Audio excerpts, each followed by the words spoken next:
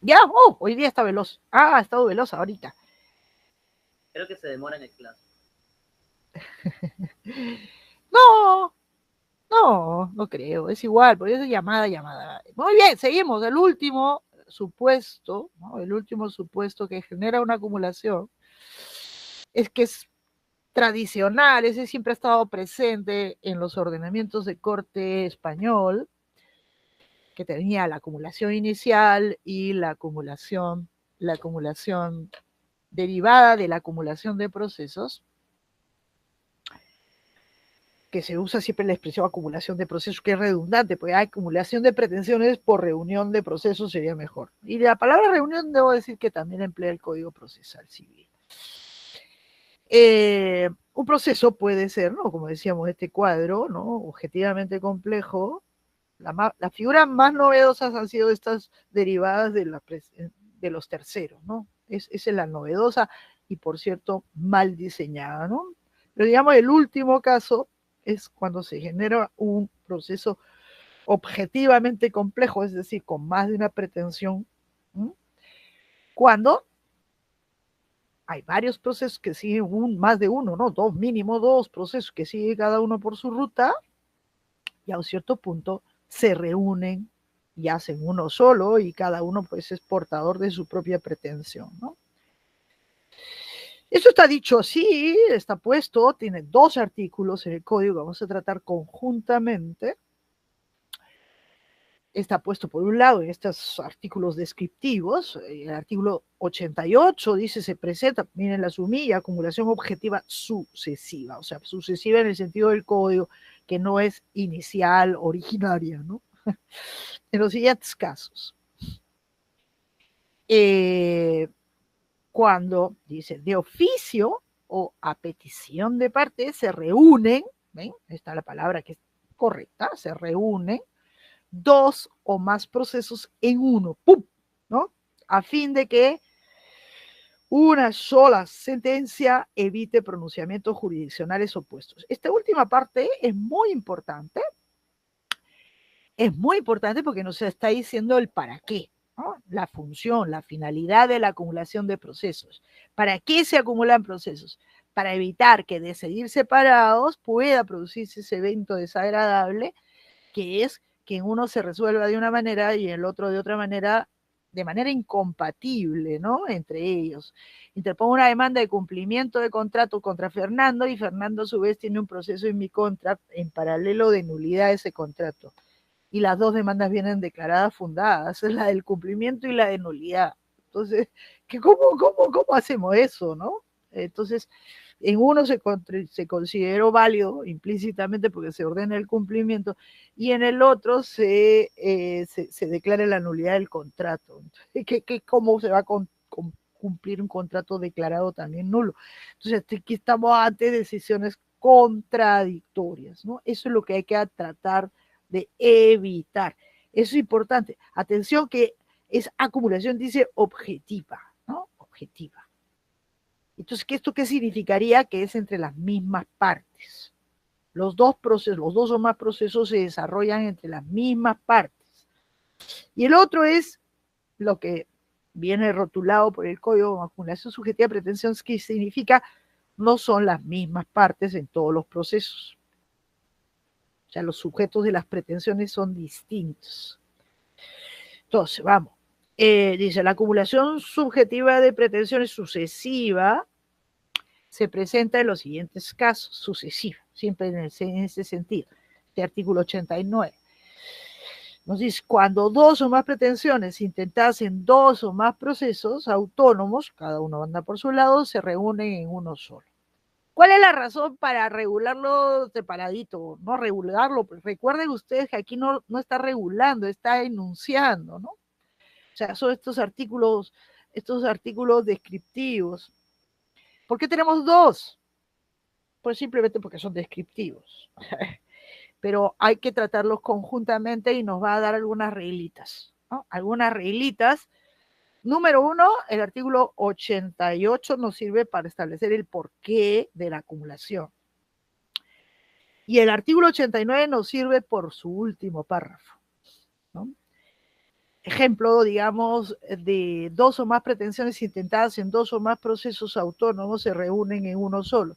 Tenemos la pretensión de impugnación de un acuerdo social presentada por el socio A y tenemos otro proceso de impugnación en relación al mismo acuerdo, pero es un sujeto distinto el que lo plantea y por lo tanto ahí tenemos dos pretensiones distintas. Otro legitimado interpone su demanda de impugnación de acuerdos sociales por sus razones. Entonces, se refieren al mismo acuerdo. ¿Qué pasa? ¿No? Y de repente por las mismas causales, pues ahí lo reunimos para que se emita un pronunciamiento armonioso. La idea es esa, es evitar el riesgo de decisiones contradictorias. Para este último caso, debo decir, la Ley General de Sociedades establece un supuesto de acumulación necesaria de procesos. Cuando hay más de un proceso de impugnación del mismo acuerdo, por ley tienen que, ahí es necesario que se acumulen. Es un caso muy particular. Pero también nos sirve de ejemplo. También sirve de ejemplo todo lo que yo les dije. Como supuesto de ejemplo de acumulación inicial, ¿no? Acumulación inicial de pretensiones, subjetiva de pretensiones. Josué y Fernando son los que han sufrido conjuntamente los dos daño en un mismo accidente de tránsito.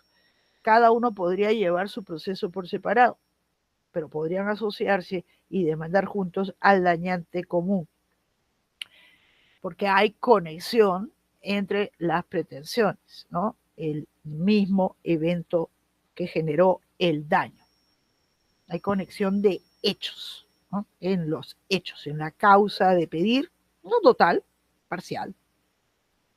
Pero ¿qué pasa si los dos lo llevan por separado? Puede ser que en un caso haya el riesgo de decisiones contradictorias. Decisiones contradictorias sobre el hecho que tienen en común en relación, ¿no? Al hecho que tienen en común, que uno se considere que, bueno, que el demandado no responde porque hubo lo que le llaman los que tratan de estos temas una ruptura del nexo causal, bueno, cualquier cosa. Y en el otro no, por el contrario, no, eso no quebró, no produjo una ruptura del nexo causal. Ninguno se declare fundada y en el otro infundada. El riesgo de decisiones contradictorias, más intenso o menos intenso. Pero ese es lo que en general subyace en cualquier fenómeno de acumulación de procesos. Es algo que se precisa como indispensable, como necesario, no es una cuestión de mera economía. Aquí para nada está la economía procesal en juego, todo lo contrario. Está en juego el evitar esto que también es un valor, ¿no? Es un valor para el sistema de que no haya decisiones fundadas, sobre todo, bueno, en mayor o menor medida, pueda conducirnos a decisiones implicantes entre sí, entre pretensiones conexas, ¿no? Conexas en alguna medida.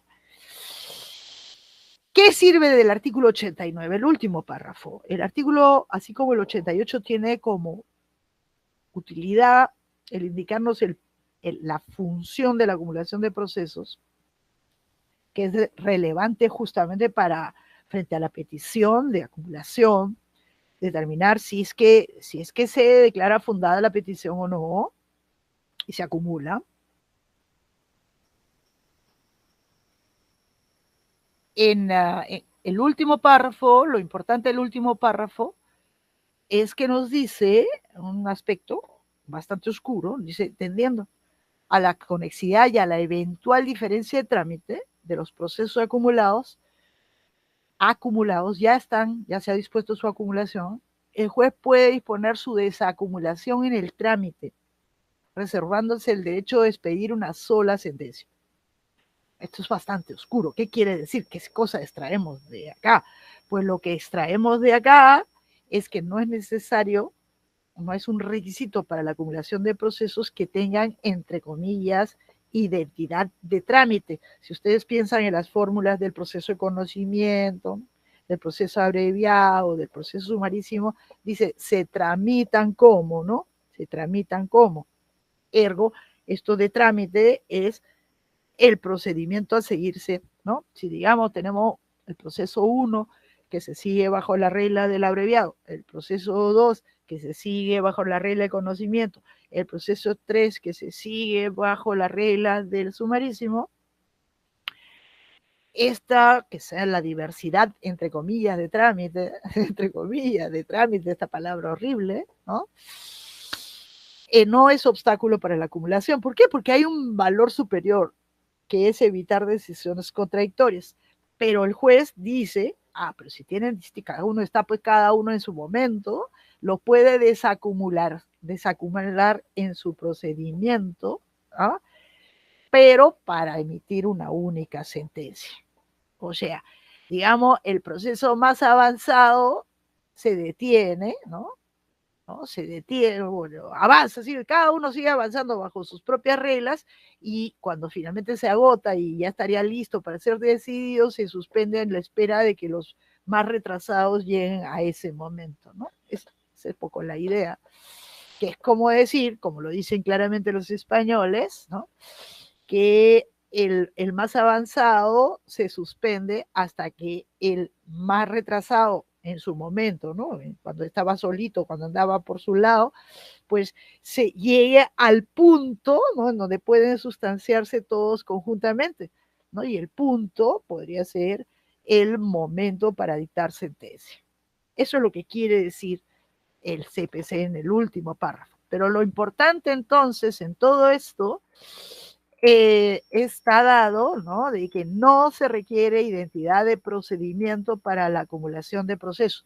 Sí se requeriría, cosa que no está dicho, identidad de naturaleza del procedimiento, es decir, que se podrán acumular procesos de idéntica naturaleza, procesos declarativos, su conocimiento abreviado sumarísimo, se pueden acumular sin obstáculos. Lo que no podría acumularse es un proceso declarativo con uno de ejecución, porque son de distinta naturaleza. Eso, ¿no? Aquí son los procesos, esto está pensado para el proceso declarativo, donde debe dictarse sentencia, ¿no? Que son las dos referencias que hay en el artículo 88. Dictar una sola sentencia. ¿Dónde se dicta, dónde se emite sentencia? En los procesos de declaración, ¿no? Donde los desacumulamos para reservando el derecho de expedir una sola sentencia. Puede ser un proceso de declaración, que puede ser conocimiento abreviado o sumarísimo. Esa es la idea, o especial, o especialísimo, ¿no? Donde deba dictarse sentencia. Entonces, esto solamente funciona para los procesos de declaración, que son nuestro objeto de estudio. Por lo tanto, aquí tenemos una regulación, entre comillas, pero de la cual lo poquillo que hay, pues nos permite establecer, ¿no? Es una regulación pobre, pero hay que sacar de lo pobre, lo poco que hay, ¿no? Y en donde la clave está en la finalidad, evitar pronunciamientos judiciales opuestos, porque hay conexión entre las pretensiones, ¿no? Objetiva, ¿no? Objetiva entre las pretensiones y es más, hay algo más acá. Esto es de aquellas conexiones que los italianos llaman de prejudicialidad de dependencia, que de lo que se decida en uno depende de lo que se decida en otro, en mayor o menor intensidad. Y ahí he puesto que no está claro si se requiere identidad de procedimiento, pero para aclararnos si no tenemos la duda, está el artículo 89 en su último párrafo, que la identidad de procedimiento de declaración no es necesario, justamente por eso, porque permite que cada uno sea tratado procedimentalmente de manera independiente, pero la idea fundamental para evitar la decisión contradictoria es que se dicte una única sentencia sobre todas las pretensiones, en donde se debe ir de manera lógica, ¿no? Lógica a cada decisión, porque por definición aquí no hay condicionamientos puestos por las partes, ¿no? Si yo interpongo una demanda, si está pendiente una demanda de cumplimiento de contrato, ¿no? O sea, yo he interpuesto una demanda de cumplimiento de contrato contra Fernando y Fernando tiene otro proceso de nulidad de contrato, pues, y se juntan los dos, se reúnen uno solo, es lógico que el juez lo primero, ¿no? prejudicialidad lógica, debe analizar la pretensión de nulidad, ¿no? En ese orden, un orden lógico. ¿Por qué? Porque de que considere que el contrato válido o inválido depende el pronunciamiento sobre la pretensión de cumplimiento. Y ese es el tipo de cosas que obviamente no están en la ley, pero están y se derivan de la razón. ¿Cómo llegamos a la acumulación de procesos? Pues eso está establecido en el artículo 90, ¿no? El artículo 90 establece unos requisitos de orden procesal y de procedimiento también, el cual es el procedimiento que debe seguirse. Número 1, vamos al segundo párrafo que nos dice, ¿quién puede pedirlo? ¿Dónde se pide? ¿Dónde se pide? ¿Cómo se pide? Se presenta por escrito, se pide por escrito, todo se pide por escrito en el Perú. La acumulación, dice, sucesiva de procesos se solicita ante cualquiera de los jueces. O sea, ¿qué quiere decir esto? Si tenemos el proceso 1 y el proceso 2, en cualquiera de los dos, alguna de las partes puede pedirlo en cualquiera de los dos. O sea, no se dice, cualquiera de los dos es competente para conocer de la petición de acumulación. Cualquiera de los dos órganos jurisdiccionales que está conociendo de su respectivo proceso. A la petición hay que anexarle copia certificada de la demanda y su contestación si la hubiere. O sea que el proceso está pendiente, ¿no? Copia certificada. ¿Hasta cuándo se puede hacer? ¿No? ¿Hasta cuándo? Pues dice, es posible pedir la acumulación de procesos hasta antes de que uno de ellos sea sentenciado. Si uno ya se ha sentenciado y el otro todavía pues está a medio camino, ¿no? Pues no se puede pedir la acumulación. Y es más, la presentación de la solicitud, si ninguno de los dos está sentenciado, dice el primer párrafo, impide la expedición de la sentencia hasta que se resuelva en definitiva la acumulación. O sea, mientras está pendiente de resolución este incidente de acumulación, esta petición, incidente de petición de acumulación, pues no se puede sentenciar en ninguno de los dos, en ninguno de los dos, en ninguno de los dos.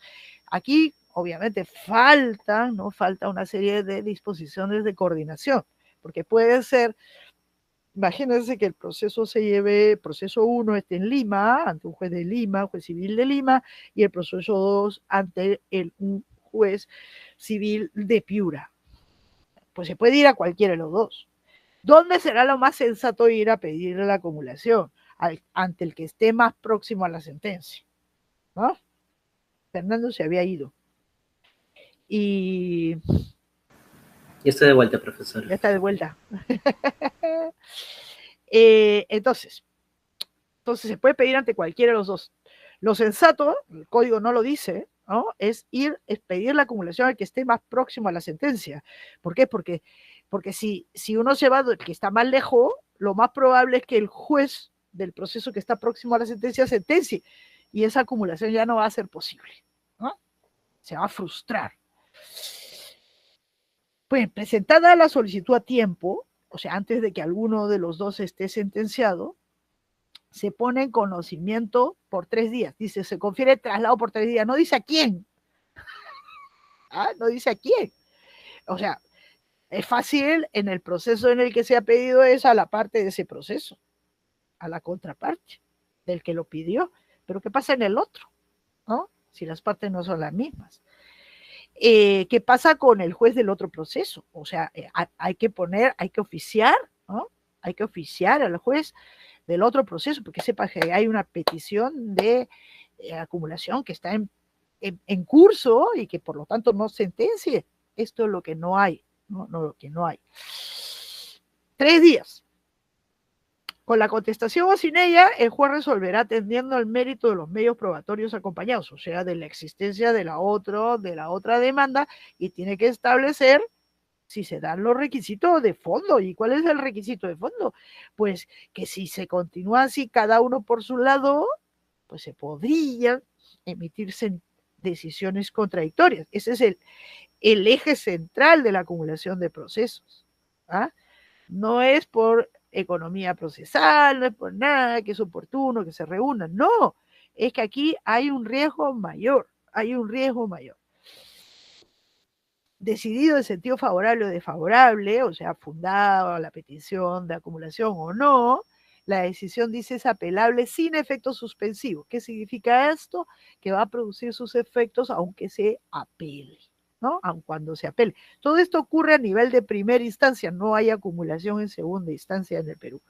Tiene que ocurrir solo en la primera instancia del proceso y presupone que ninguno esté terminado en su primera instancia. La acumulación también puede ser dispuesta de oficio. ¿Ah? ¿Cuándo? Cuando los procesos se tramitan ante un mismo juzgado. Esto puede pasar, por ejemplo, digamos, en todos los casos, pero es más factible que ocurra en aquellos lugares donde tenemos un único juez, ¿no? Un único juez que dice, ay, pero esto me suena familiar, ¿no? Dice, ah, sí, hay otro proceso que es conexo con esto. Y va. Entonces, él, si encuentra que hay, ¿no? Que hay dos procesos o más que están ante su propio juzgado, tiene el deber, porque dice será declarada, tiene el deber de acumularlos. Naturalmente, cuando se dé el requisito del primer párrafo, que es que ninguno sea sentenciado. Entonces, él puede hacerlo de oficio, o sea, sin petición de parte, ¿no? Ahí es muy fácil, ¿no?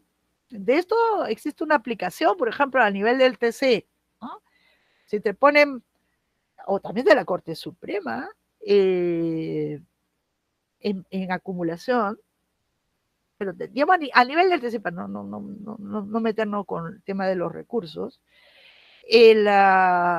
digamos, al TC hay varias demandas de inconstitucionalidad, ¿no? Contra la misma ley o acto con fuerza de ley, y el TC los acumula para emitir una única sentencia, ¿no? Es más o menos igual, pues demanda es demanda, ¿no? Entonces, si está pendiente ante el mismo órgano jurisdiccional, el juzgado no sé cuánto, pues él dice, él se encuentra que, digamos, él tiene que acumularlos. Naturalmente, un juez que normalmente tiene cientos, miles de expedientes, ¿qué se va a acordar, no? ¿Qué se va a acordar? Entonces, normalmente una acumulación de procesos será dispuesta porque si se pide, ¿no? Para que pueda el juez disponer el que se acumulen, tiene que haber este vínculo entre las pretensiones de los respectivos procesos que harían que si se resuelve, que surja este riesgo, ¿no? De decisiones contradictorias.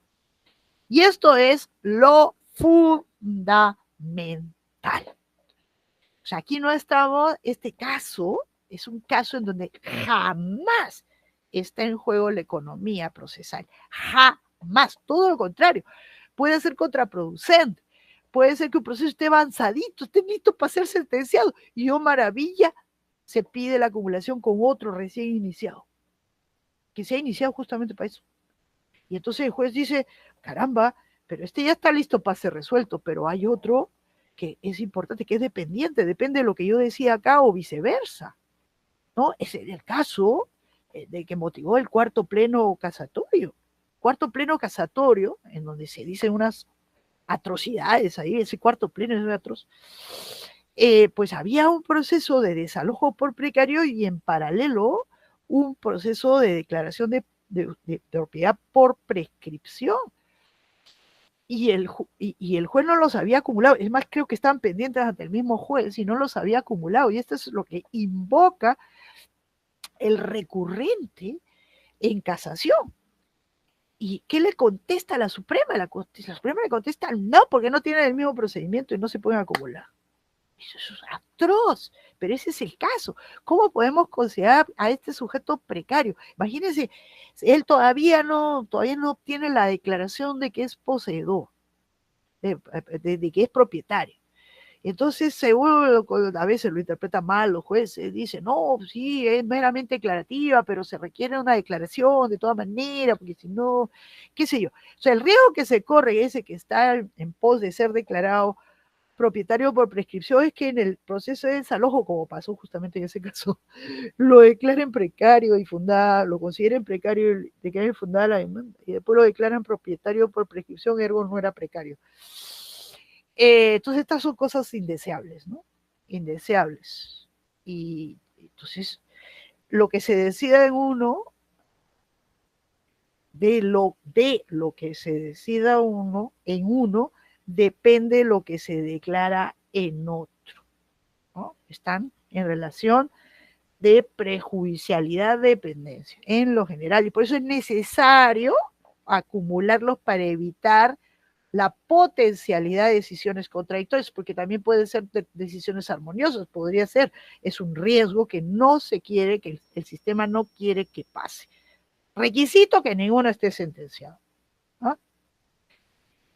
Y requisito que efectivamente haya esta prejudicialidad de dependencia, o sea, que haya este riesgo de decisiones contradictorias. Ese es el requisito. ¿Dónde se acumula una vez?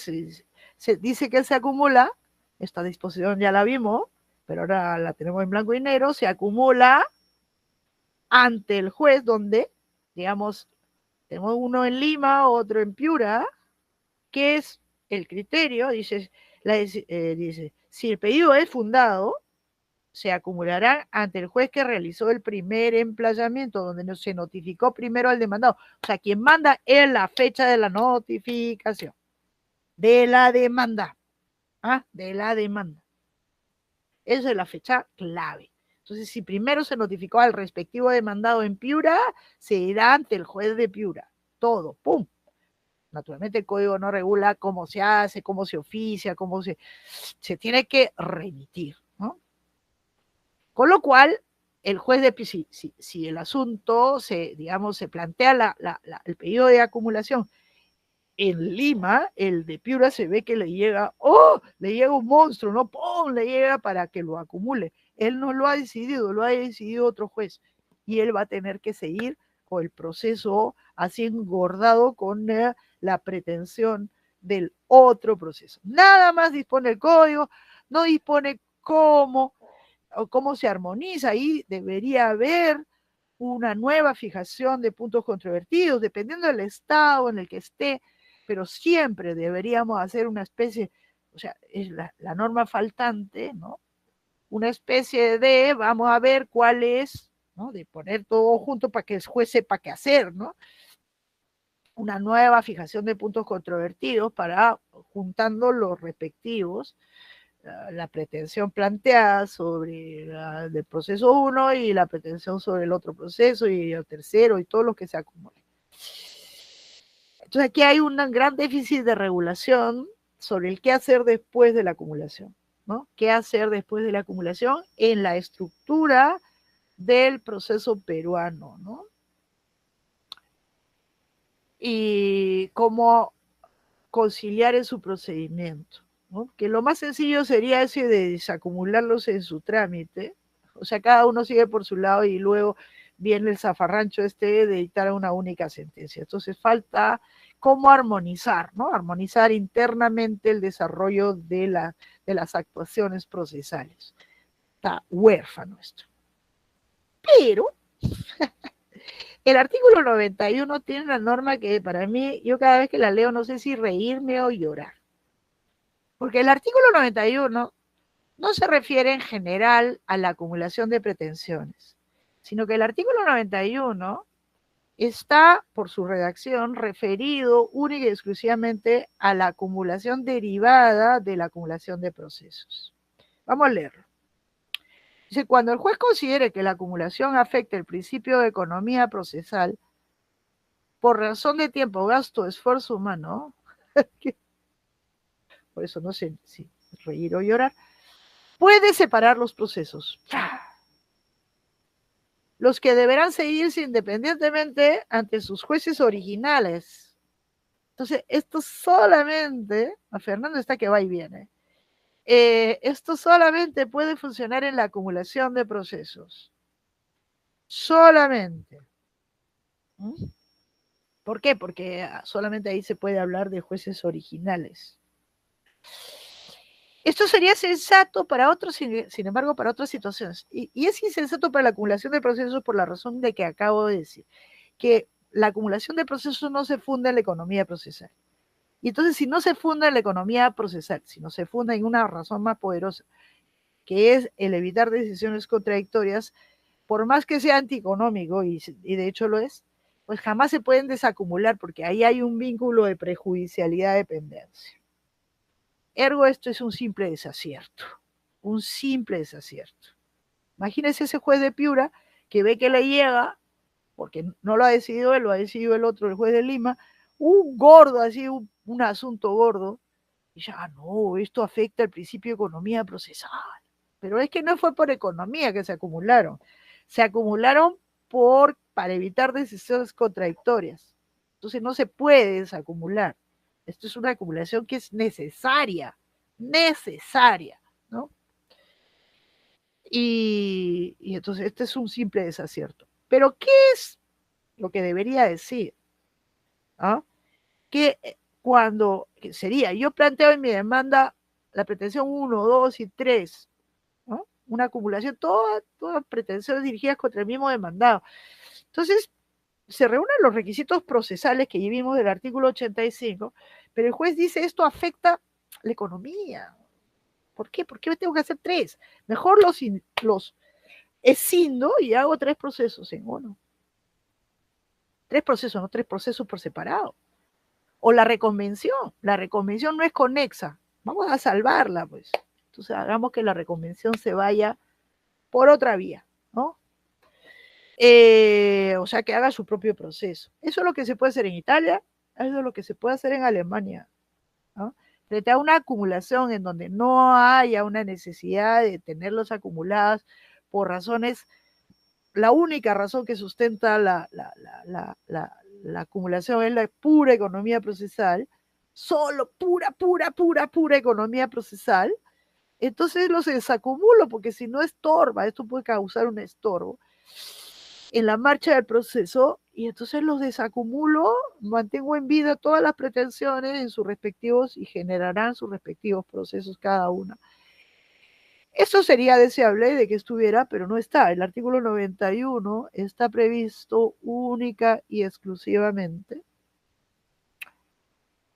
para la acumulación de procesos, mostrando nuevamente también en este campo que la acumulación de procesos, ni siquiera eso que era tan sencillo, es entendida, que la razón de la acumulación no es la economía, que la razón de la acumulación de procesos es evitar decisiones contradictorias, puramente eso, ¿no? Sin ingrediente económico alguno. Entonces es un desacierto más de los tantos que tiene la regulación de la acumulación del CPC. Ahora, por lo tanto, la acumulación de procesos es medio para evitar decisiones contradictorias. Ese es su fundamento, no hay otro. Absolutamente no hay otro. Pero el requisito para que se pueda acumular, aparte de esto, este es el requisito de fondo, digamos, de la condición de fondo. Para que proceda, se requiere que ninguno esté sentenciado. Ninguno esté sentenciado. Si el proceso 1 ya se sentenció y el que está pendiente en primera instancia es el proceso 2, pero lo que se decida en el proceso 1, de lo que se decida en el proceso 2 es de lo que se decida en el proceso 2, depende lo que se decida en el proceso 1, que está más avanzado, tanto que ya ha terminado en su primera instancia y se ha apelado. ¿Qué se puede hacer? ¿Se puede hacer algo? Pues lo que no se puede hacer es acumularlo, porque están en distinto estadio. O sea, no se puede. O sea, esto, ¿sí? Y cuando estos procesos que están, que tienen una perjudicialidad de tendencia, se encuentran en un diferente contexto, es decir, por ejemplo, un proceso civil por un lado y un proceso judicial por el otro. Claro. Se puede, no se pueden acumular. Y un procedimiento administrativo, ¿se puede suspender? Sí, claro. Claro, no, eso voy, pues. Si no es posible acumularlos, obviamente, no podemos acumular un proceso penal con un proceso civil, ¿no? No. O sea, en primera instancia de la misma naturaleza, ¿no? Declarativa. Y ante el mismo órgano judicial. El presupuesto es que el juez tiene que ser competente por materia, que es otro dato no puesto, por materia de todas las pretensiones. Si uno es de competencia de un juez civil y el otro es el juez de familia, no se pueden acumular, ¿no? Por materia, que no está dicho explícitamente, y debería estar puesto explícitamente, pero cada vez que no se puede acumular, porque está en el distinto estadio. Segundo, porque por materia son de competencia de jueces distintos, ¿no? No se podría acumular.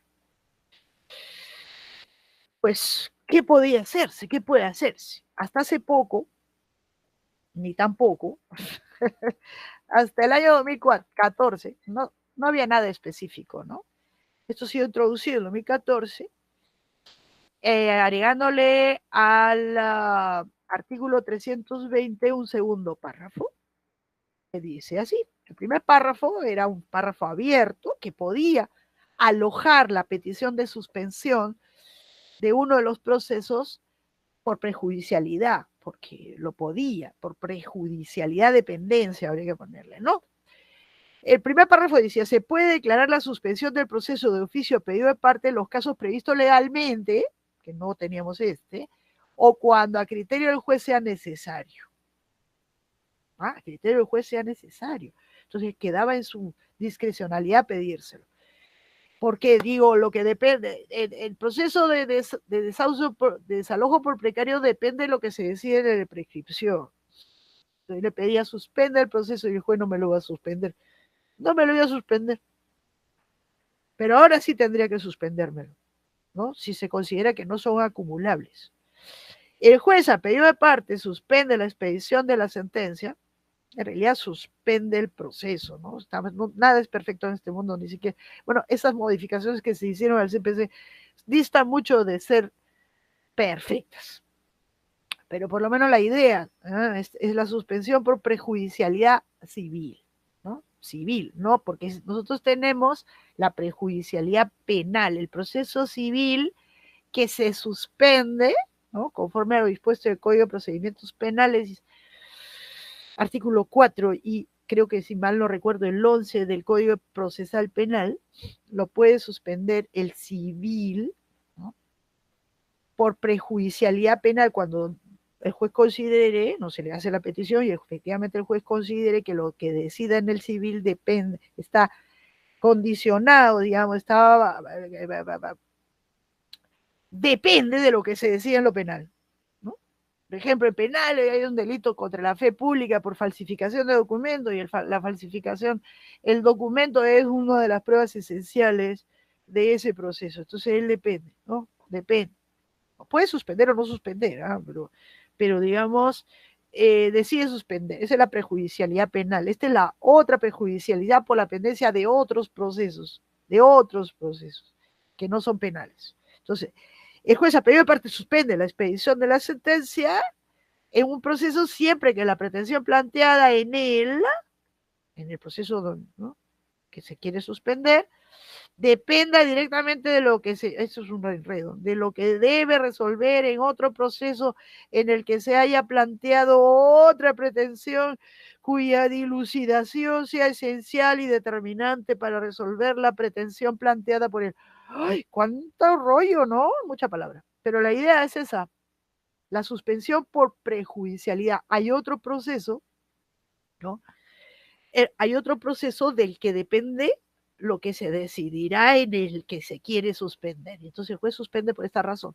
Para ello, dice, es necesario que las pretensiones sean conexas, más que obvio, ¿sí? Obvio, ¿no? O sea, si es dependiente, es conexa. A pesar de lo cual, no puedan ser acumuladas. ¿Ah? A pesar de lo cual, no puedan ser acumuladas. ¿No? Sí. Sí. No sé qué insistan, ¿no? Sí. Por ejemplo, respecto a la naturaleza de la pretensión, si es administrativa, por ejemplo, yo podría suspender un proceso judicial civil esperando a que se resuelva. No, al revés, está en la ley orgánica. En el caso es al revés. Cuando hay prejudicialidad, de juez, o sea, la cuestión que tiene que ser resuelta por la autoridad administrativa depende de lo que resuelva un juez. O sea, no puede ser al revés. No puede ser al revés. O sea, aquí tiene prioridad la decisión judicial sobre lo administrativo. Lo que debe suspenderse es el procedimiento administrativo. Eso está en la ley orgánica del Poder Judicial, que es la prejudicialidad administrativa, es decir, o sea, la dependencia de lo que deba decidir la autoridad administrativa, porque eso está siendo objeto de juzgamiento por parte de la autoridad judicial que sea, ¿no? ¿Usted qué opina sobre eso? Me parece muy bien. ¿Está bien que se mantenga estrictamente ello? Porque, por ejemplo, en los procesos judiciales, muchas veces sucede que es necesario esperar a la que se decide, justamente por todo este tema de los... Sí, claro. La administración está sometida a la jurisdicción, pues. Es una cuestión de autoridad. O sea, la administración está sometida a lo judicial, porque claro, es la que juzga, pues. Que yo espere pongamos, es que por un año, que me están juzgando por un año, yo que sé, el año fiscal 2011, pero en el procedimiento administrativo se está llevando a cabo. Ya, bueno, pero hay que ver qué tan dependiente es, pues, solamente si hay relación de prejudicialidad, dependencia. Si no, si son autónomos, si son independientes, igual se juzgaría. Ahí es un tema de determinar cuándo cuando hay prejudicialidad, dependencia y cuando no, pues. Eso es un tema todo a debatirse, que a veces no es fácil, ¿eh? A veces no es fácil. Pero lo cierto es que estamos hablando judicial, o sea, judicial no acumulable, porque si el tema es administrativo, funciona al revés. Funciona al revés. O sea, si es prejudicialidad para la autoridad administrativa, tiene que esperar que decida el judicial. Es la que suspende el procedimiento administrativo. Aquí estamos ante un proceso judicial cuya decisión, ¿no? Hay algo, ¿no? Hay otro proceso que debe ser decidido antes. Entonces se pide que se suspenda porque hay una prejudicialidad ahí del otro proceso respecto de aquel donde se quiere suspender. Por el contrario, si se pueden acumular, bueno, lo acumulamos, ¿no? Entonces, esto es, digamos, el plan B. Si no se pueden acumular, entonces la salida que debe ser, además, Cipriani, por ejemplo, eran enemigos de la suspensión por prejudicialidad. Hay que hacerlo con pinzas, ¿no? Claro, naturalmente para un juez eso es feliz. Le piden suspendo. ¿No? Bueno, pero por lo menos está previsto, ¿no? Está previsto. O sea, se suma, si no son acumulables los procesos, entonces cabe la posibilidad de pedir la suspensión y ahí tendrá que determinarse qué tanta relación de prejudicialidad dependencia existe para declararla fundada la petición de suspensión o no. ¿Ok? Y hasta aquí llegamos. Yo pensé que lo iba a decir en 5 minutos. Me demoraba un poquitillo. Esto es más bonito, pero lagunoso, ¿no? Lagunoso en su regulación, requiere más precisiones, muchísimas más precisiones, ¿no? Entonces vamos a dejar de tener presentation. Josué, ¿cómo va? ¿Detener la grabación? Detener la grabación.